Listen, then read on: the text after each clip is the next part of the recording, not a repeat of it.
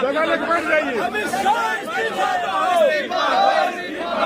बाबा साहब का अपमान नहीं सहेगा हिंदुस्तान। बाबा साहब का अपमान नहीं सहेगा हिंदुस्तान। मोदी अमित शाह मुर्दाबाद मुर्दाबाद मुर्दाबाद। अमित शाह माफी मांगो माफी मांगो माफी मांगो। अमित शाह को बर्खास्त करो बर्खास्त करो बर्खास्त करो। अमित शाह को बर्खास्त करो। बाबा साहब के सम्मान में नहीं सहेगा हिंदुस्तान। अमित शाह इस्तीफा दो इस्तीफा दो इस्तीफा दो।